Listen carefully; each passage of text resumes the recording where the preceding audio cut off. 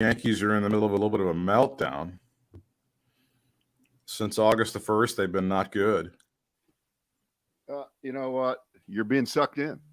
The Mets and the Pirates in a doubleheader today. The Metropolitans up 4-0 in game one. We're in the top of the fourth. Has Apple made their big announcement? Is their thing today? Yeah, they made an announcement. They said if Britt Whitmire doesn't fucking cave in, we're coming to his house. He's the last one. He's like the 10th dentist with Trident, right? Yeah. With Dentine or whatever.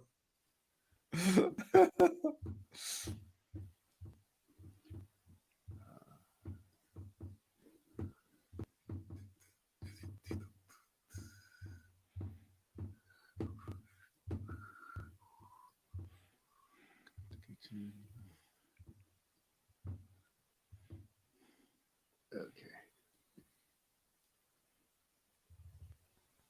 All right, we're going to start off. I'm going to play the clip of excellent journalist Steve Ducey taking down Marco Rubio. Oh no! It doesn't take a lot to take down Marco Rubio, as you know. Ducey's still not on the team. He's not. I'll tell you what. I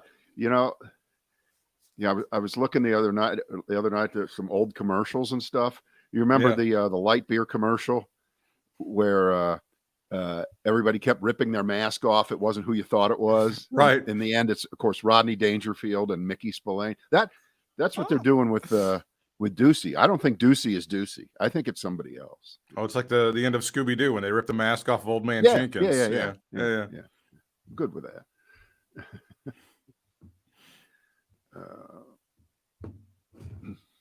You see, light beer with spelled Lite. You see, Scooby-Doo was a dog, and he could throw the talking. Believe me, we're a lot closer to having to explain everything than you know. Mm-hmm. Okay? And then along came Jones. The Gary Cooper film. Now, I haven't looked to see whether anybody else noticed that or wrote anything about it. No. You should look for that because they just let it go. See, but that's what justifies watching the whole thing. You get every little nugget. That wasn't Trump. That was Biden. But it was Biden, right? Yeah. Okay. It is the Brad and Britt cast. Thank you for joining us here today. Let's start off here with an audio soundbite. Soundbite. This is from Fox and Friends this morning. With intrepid host, an all-around great guy and father of Peter, Steve Ducey. Steve Ducey talking to he would be the senior senator. Yes, he's the senior senator from Florida because Rick Scott just got elected, right, the last time. So it's Marco Rubio, senior senator. Here you go. The GOP senator from the great state of Florida, Marco Rubio, is the vice chair of the Senate Intel Committee. Joins us right now. Senator, good morning to you. I apologize for the double duplicative intro there. I hate that when it's done, and I apologize for it. But the difference is I'm acknowledging it, okay? Right. I'm acknowledging it. Also, Ducey already lying by calling the state of Florida great, but please continue. Yeah, okay. You can understand why, when we first heard about this stuff and we heard, well, maybe it's things like a note from Kim Jong-un to President Trump that he wanted to keep his hands on. But then, if true, this Washington Post report, highly classified documents at Mar-a-Lago that only a cabinet level officer or higher could even look at, that doesn't seem like the kind of thing you should have in your post-presidential desk drawer. Now, see, remember, this passes for provocative, drilling down, tricking, and trapping a Republican on Fox, right? Because normally you don't even go there. Here we go. No. Well, let's break this down. First of all, again, we really don't know because let's go back and understand that all of this information is coming from one side and one place. And that is sources with knowledge of the investigation. Well, who are the sources with knowledge of the investigation? The FBI and the Justice Department, and they are leaking to the media. So generally, and when there's an investigation by the FBI or the Justice Department, they're not even acknowledging there is an investigation, much less leaking. These people every single day are. Wait a second. If I just may interject, Senator, the reason that we do know about this is because the former president who lost the election in 2020 went for more than a year without fulfilling his obligation to, as we like to say, when the cops tell you something, just do it. He did not do that. And so a subpoena was issued and he ignored that, or he lied about it, or had his lawyers lie about it. And so then they issued this warrant to go in there and search his place, which, by the way, we wouldn't have even known about the warrant. We didn't have to know about the warrant. Who made it public? It's Donald Trump. So he's already about five levels underwater right now with this bullshit. Okay. It's just bullshit. And when your first response is well, we don't know for sure.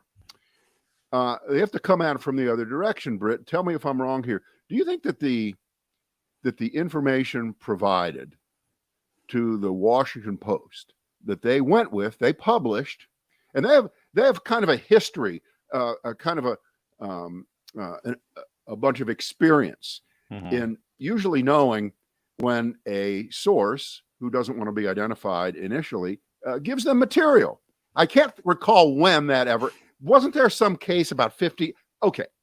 So the injection of what I call fake doubt here, that it's even a real story about what was contained in those files, is just, it's nothing. It's just hot air. And there's a lot of hot air in Florida. We know that. It's a hot state. I do love the idea that the leaks are the problem. Just like it's always that way. The leaks were the problem with the Dobbs decision that was overturned Roe. Now, did we get to the bottom of who leaked that from the Supreme Court? Because that was a huge deal. Britt, we're still looking at that. We're going to get back to you.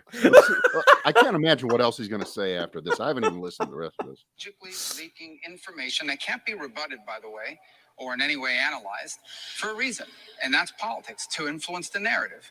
And so I'm, first of all, very skeptical of that. I also, the whole thing about only cabinet officials could know, that's not the way classification works. No. Classification is based on both the compartment, the way it's classified, or what. He knows nothing. And by the way, he is correct in saying that probably the reason this story broke on Tuesday night is, in a way, political, in that on Monday, one of the worst decisions in American judicial history was made. A complete sop to Donald. I appointed me to the federal judgeship, Trump, and I'm going to pay him back. But there are no Trump judges. There are no Obama judges. Yes, there are. You're the worst. You have nothing. You have nothing, Judge Cannon. So this story hits the next day to let everyone know that this is serious shit.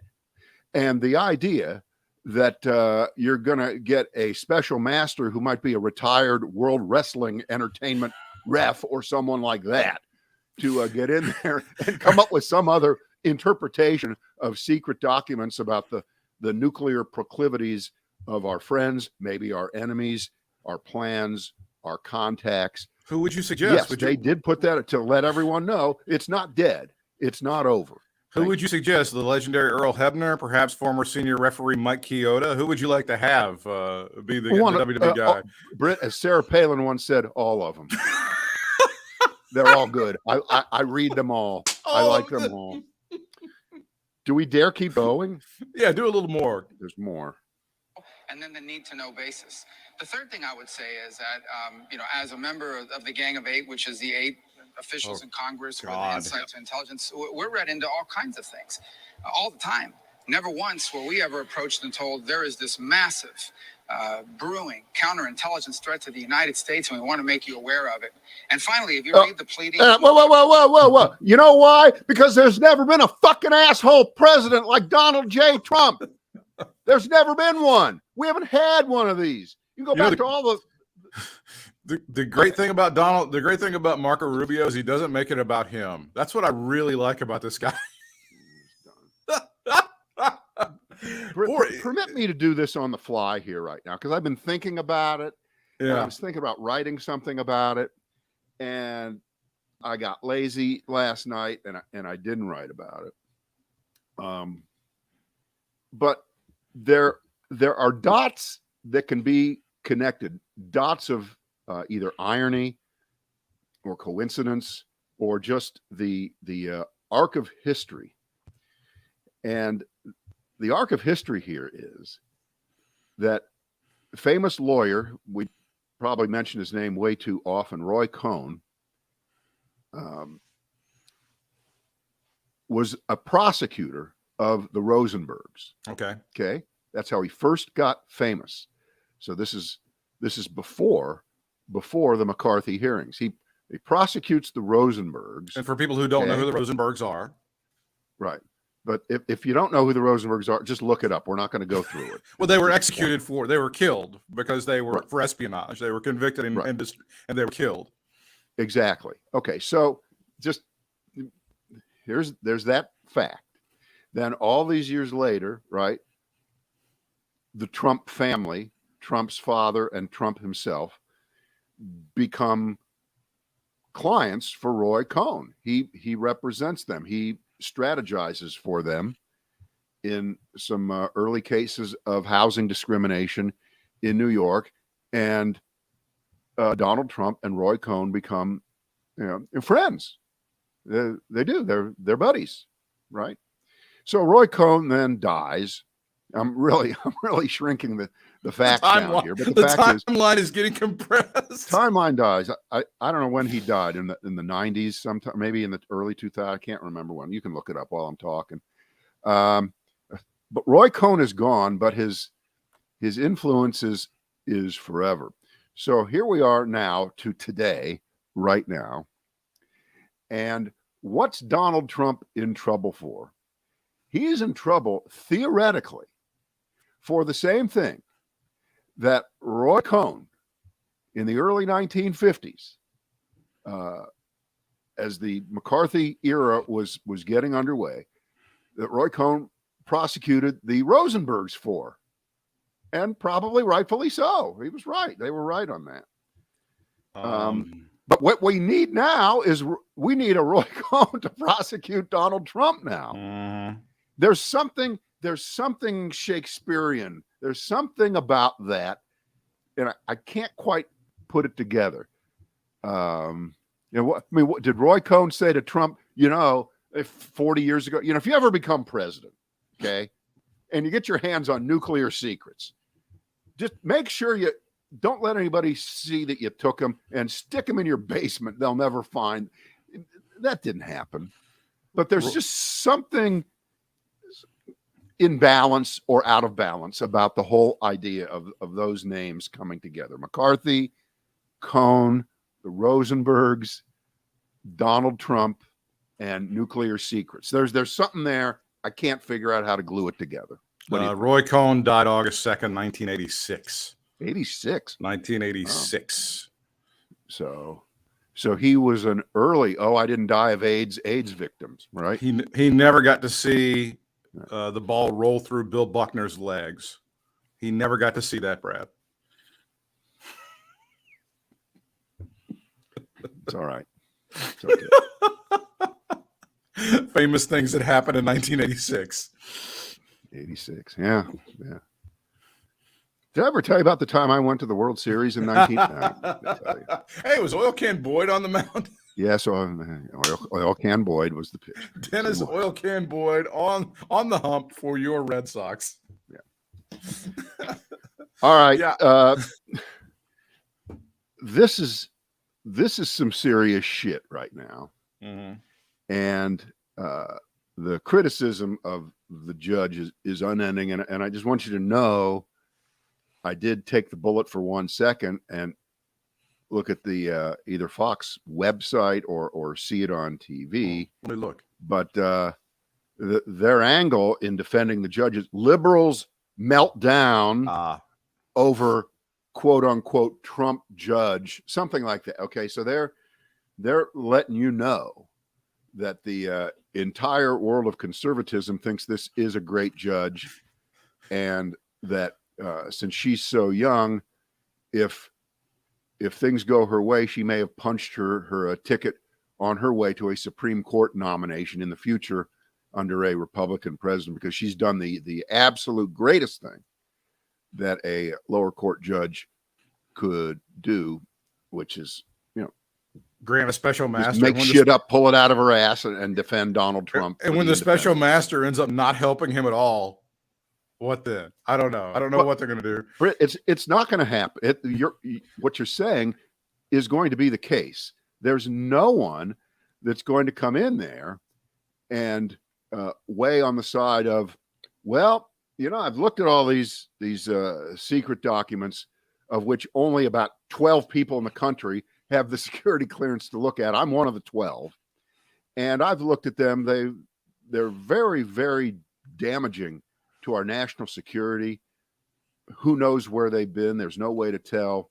But on the other hand, there is that picture. And when the FBI put those down on the floor and made Donald Trump look like a slob, that was just wrong.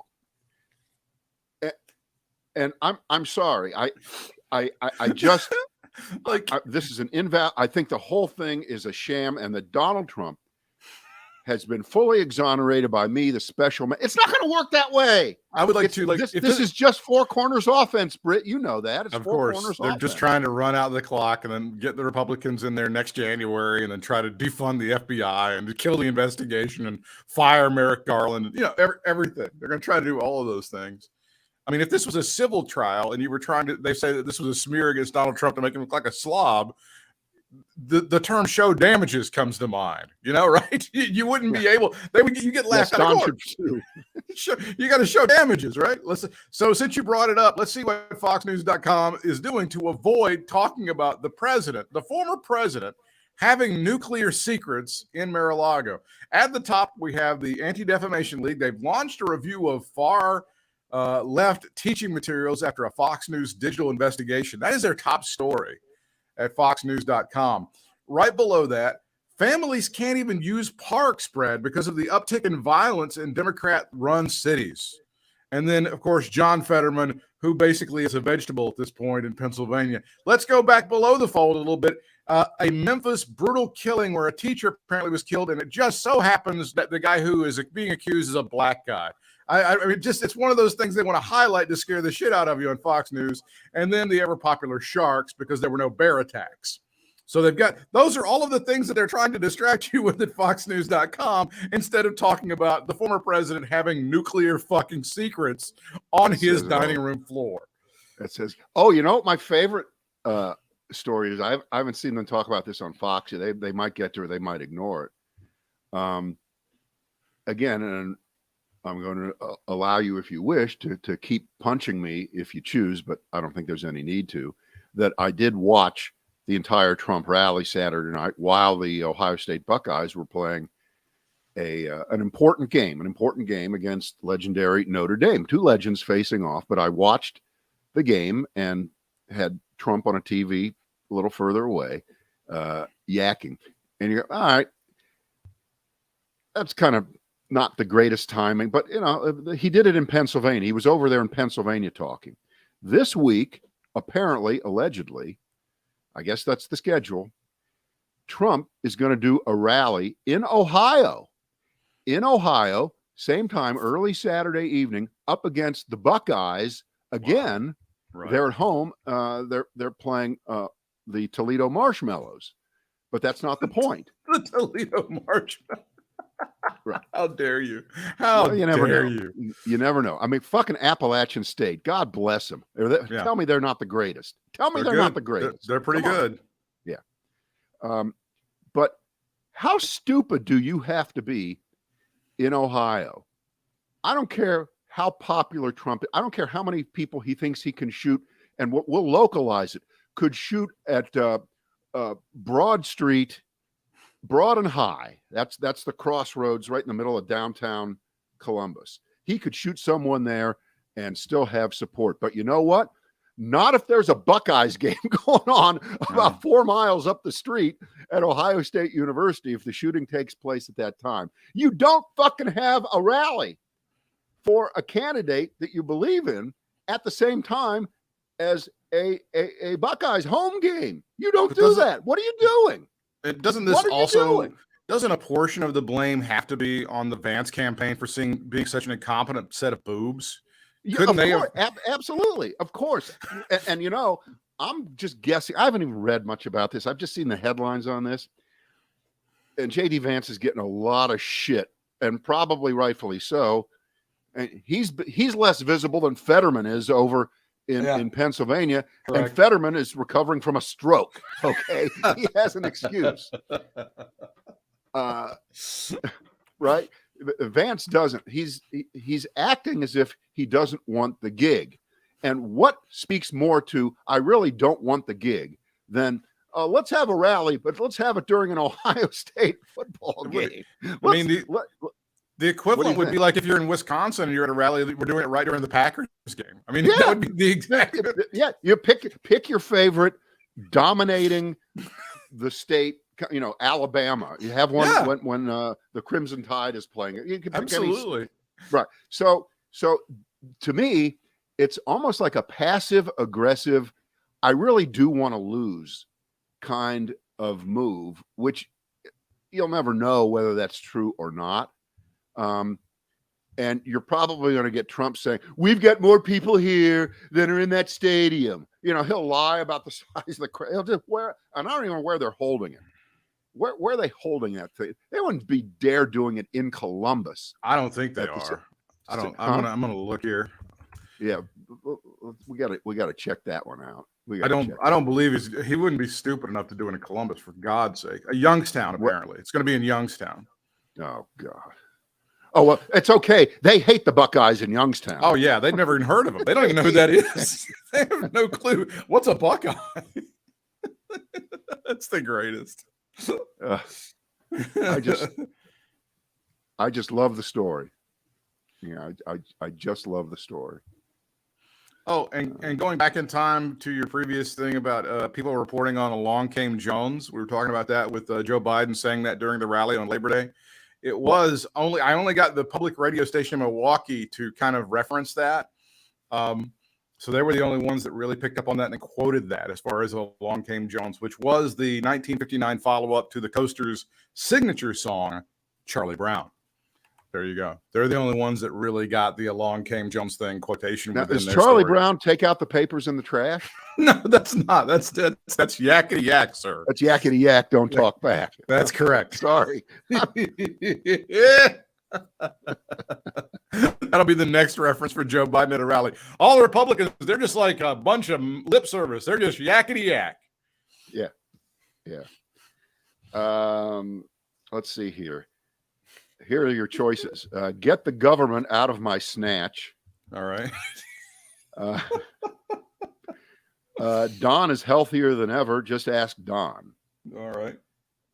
Or, well, we already did that one. Pick one of those two. Get the government out of my snatch, or Don is healthier than ever. How can I resist the first one? Get the government out of my snatch. Do you remember that commercial from 2014?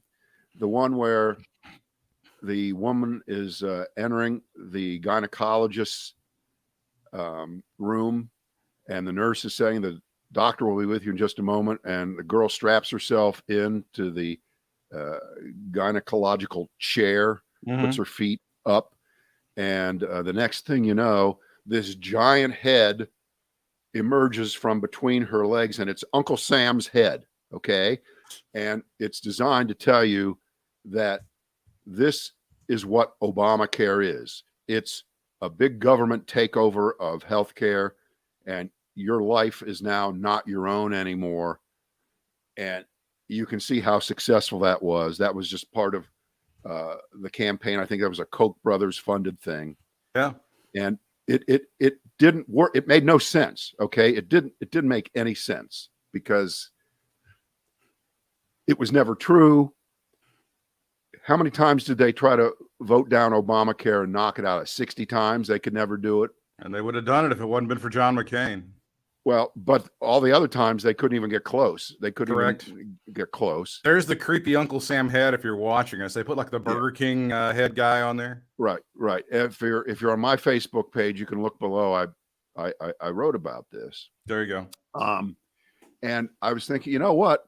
The Democrats could actually repurpose this ad. I'm joking. They wouldn't dare. It's so horrendous. They could repurpose this ad right now, because now Uncle Sam, if you just put him in, put an R on him, because he's now Red Uncle Sam, he would be coming up in between your legs and telling you, you're going to have that baby, aren't you? There's no fucking way you're not going to have that baby, aren't you?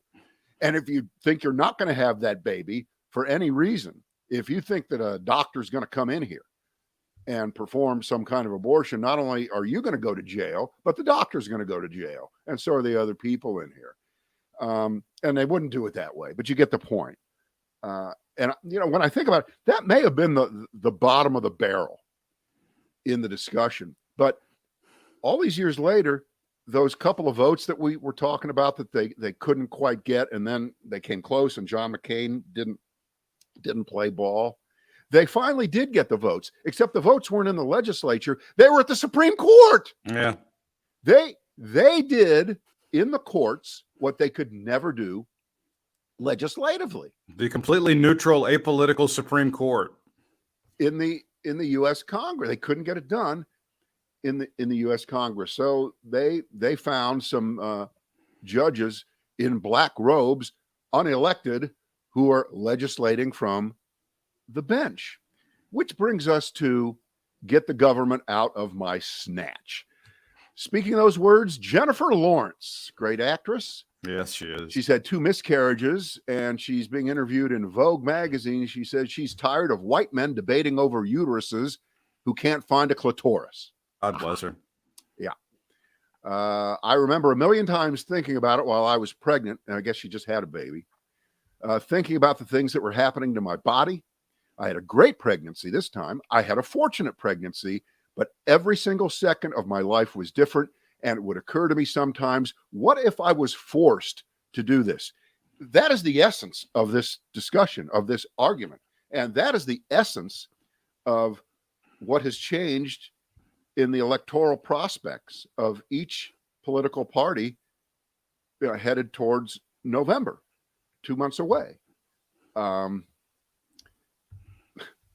Jennifer Lawrence, born into a conservative family in Kentucky, and the election of Trump caused a family feud, especially with Daddy, and it is yet to be fully mended.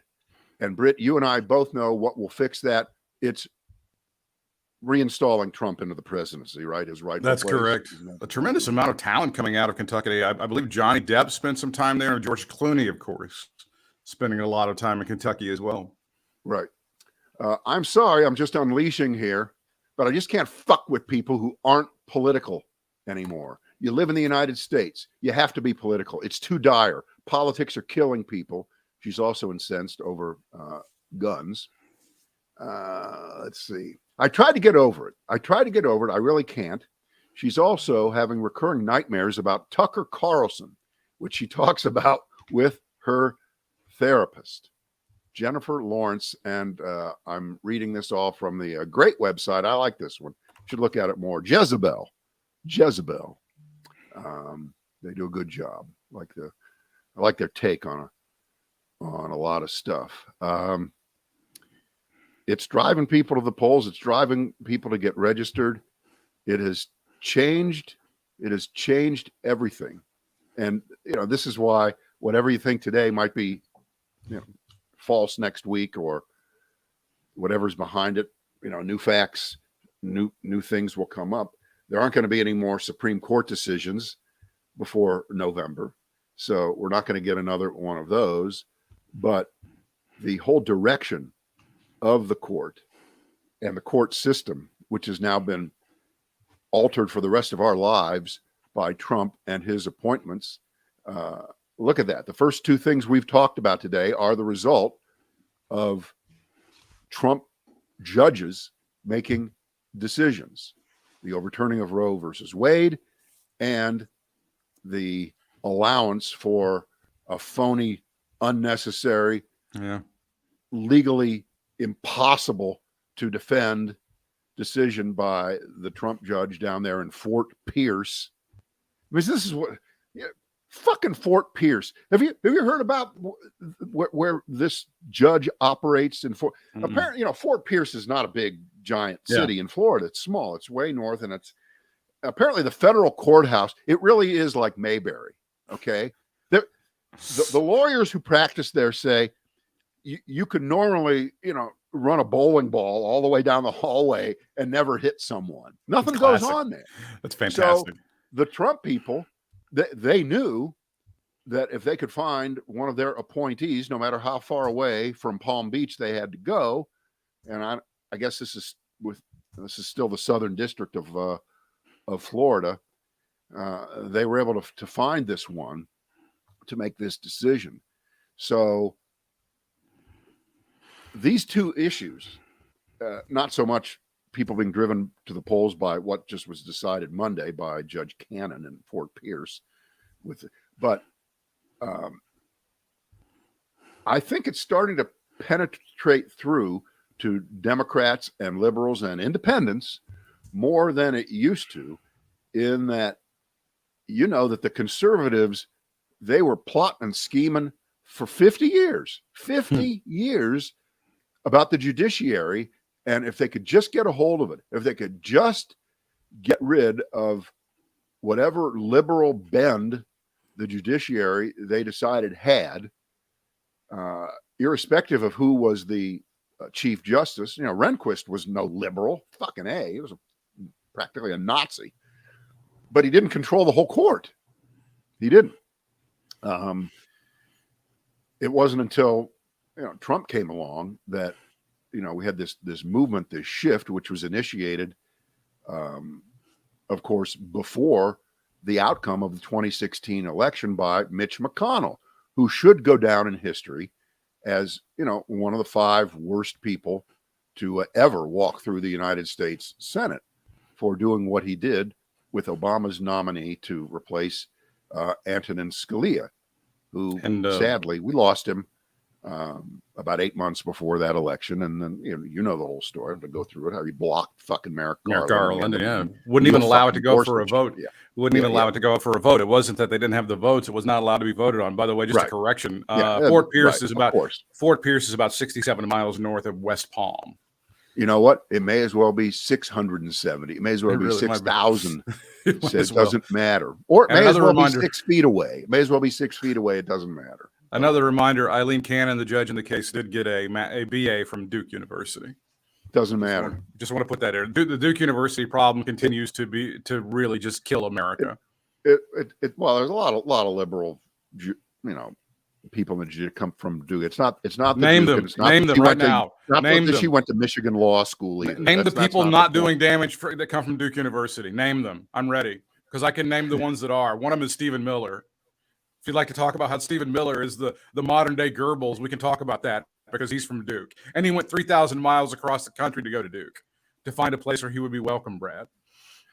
Well, Britt, you're naming all the freakazoids. Okay. Name the good guys. There are lots of good people that you don't know their names. They just do good work. Yeah. Okay. Because they're not destroying the country. So exactly. I get, but the fact that she went to the University of Michigan Law School, that doesn't exclude her either. Here's the most important thing is that she became a member of the Federalist Society forever ago when she was, I think, in law school. The fetus. Okay? When she was a fetus, she applied. Right. She was already signed up Yeah. for that philosophy. And I believe she's claimed, well, that has nothing to do with what I'm doing now. No, it has everything to do with it. It has everything to do with it. And it has everything to do with why you got nominated. I mean, she was one of the youngest nominees ever. She barely had enough experience. I think there is kind of a rule that you have to have 12 years of judicial experience to get nominated. I think she just came in at the 12 mark because, again, as we know, they would nominate a fetus if it was a Federalist Society baby fetus. She was she's been a member of the Federalist Society since 2005. She is now 40 or 41 years of age, depending on how on who you ask. So she's been 17, a Federalist Society. So yeah, she's 23. That's law school, baby. She's in law school, and she decides That's what she wants to be. And her family came from Cuba, and things of that sort. But it doesn't matter. It just doesn't matter. But the Duke University thing does, and it continues to destroy America. You think we need to close it down? Well, it's a thought. I mean, Nixon also went 3,000 miles to find his people. Just want to let you know. Right. What else? Oh, let's go with a healthier than ever. Believe me. Yes. And now we're back to almost Steve Duceyville in just laying out the simple facts of what's clearly contained in these documents that should never have been taken, let alone seen by who knows who over the last year and a half, courtesy of the traitor, the seditionist, the treasonous former president of the United States, Donald Trump. And as you know, Trump is just furious over the passports that were taken. I'm sure they gave them back to him. They didn't do this to keep his fucking passport. They didn't do that. So here's what he puts this out today, Wednesday, as we speak. Not only did the FBI steal my passports in the FBI raid and break-in of my home, Mar-a-Lago, but it's just been learned through court filings that they also improperly took my complete and highly confidential medical file and history. Oh. With all the bells and whistles, at least they'll see that I'm very healthy, an absolutely perfect physical specimen, plus personal tax records, illegal to take, and lawyer-client privileged information, a definite no-no. Days of the Soviet Union. So, Britt, what was left out of there that the FBI put its eyes on? All the secret documents about national security. And you know that when you mix in his bullshit with the way Fox plays it, where they just ignore the nub of the story, except occasionally, like when you have Steve Ducey reading out of the Washington Post to Marco Rubio, who then tap dances for 2 minutes and lies about it. This is the setup. This is exactly like January 6th. It wasn't a big deal. Didn't really happen. And the most important thing is, what about Ashley Babbitt? She's the hero of this. What about that? And that's the same thing they're trying to do with this. It isn't that the papers that Trump had, the files, were illegal for him to have absconded with out of the White House the last day he was there. That's not the issue. The issue is his passport, his medical records, and betting slips he had if he bet football game. That's the important thing. The betting slips. Right. And we can't let ourselves for 1 second be distracted by that bullshit. And I know you're not, and I know I'm not, and I know you're watching us, you're not, and listening to us, you're not. But it's important to know what the atmospherics are trying to wiggle out of this. And I think whatever happens with the special master that's a temporary win at best. And if you want to even pull back farther, he's got so many other legal problems, he got so many other legal problems. There aren't enough lawyers in Hades to get this guy out of it this time. It's I think it really is closing in. But on the other hand, he's 76 years old in perfect physical health. I'd say we've got another 25 years of Don Trump, and that we can all be thankful for, right? We're very happy about that. We should. I would like to finish up with Dr. Oz and going back to Pennsylvania. They've unearthed this audio from 2014 and the Breakfast Club show. Angela Yee is leaving that show recently. She's going to have her own thing, Brad. I don't know if you knew that or not. Britt, can I tell you something? Yes. Before you go for, I hate to do this, but you're gonna undercut this. All right. Yeah, I'm going to undercut. We'll just forget this one. The podcast is over today, and we'll talk to you on Thursday. Yeah, but hang on. I read the story and I listened to the audio, and it is nothing. Okay. All right. It's nothing. In fact, when you even read it's not nothing, and it's not what it purports to be. In other words, you can get this fucking guy on real shit. Yeah. Okay. He's not an advocate of cousin fucking, and you know, he's weird as shit. Okay, and if you listen to it, you will get sick. Okay, because it's like a 20-minute clip. If you're more than a first cousin away, it's not a big problem. That's the quote from Dr. Mehmet Oz, who by the way, I wanted to say, I would like to point out, he's a medical doctor.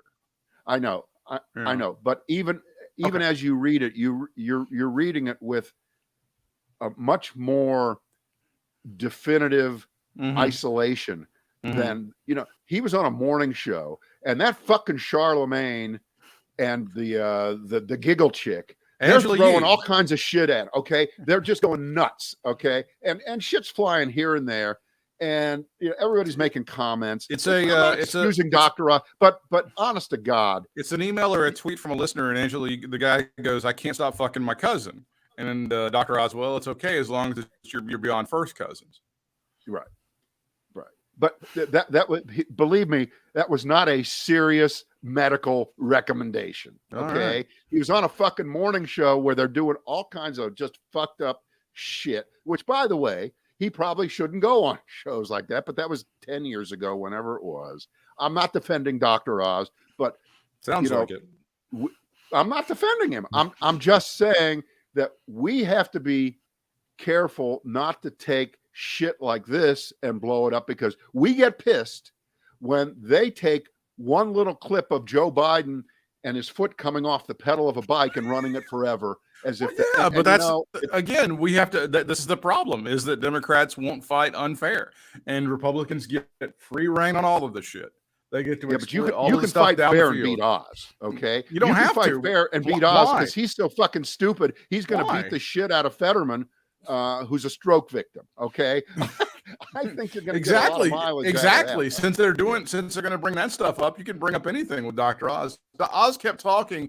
He said, you know, that's why girls don't like their father's smell. Their pheromones would actually repel their daughters because they're not supposed to be together. My daughters hate my smell. Maybe you just smelled, Angela, you told him. Oz replied, my wife says she likes the smell. This is a 2014 interview, Brad, with the Breakfast Club. I know. And I'm telling you, and I know you won't do it because, you know, you're better than I am and you have better things to do with your life than I do. If you would listen to it, and it's about 10 minutes in, I'll save you some time. Yeah. It's about 10 minutes into the clip where they start to go there. And it's just nothing. It's a big fat nothing, but it's a great headline. I'll give you that. And you know what? The headline itself is a winner because it's so fucked up. Okay. Let's go with that. Yeah. You remember when we talked to Dr. Oz? We had him on once. Yeah, we did. I think that was during the apple juice controversy or something like that, because he was saying if you have apple seeds, they could kill you because they use apple seeds to make nerve gas or something. There was a whole thing there. What? No, I think we had him on when we were doing the Children's Hospital fundraiser in Chapel Hill.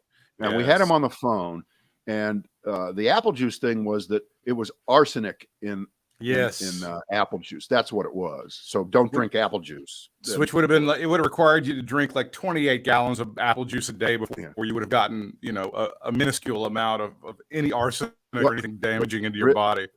Somewhere there's a kid. Out of an abundance of caution. And that kid is fucking his cousin right now, even as we speak. Yeah. All right. See you tomorrow to finish up the week.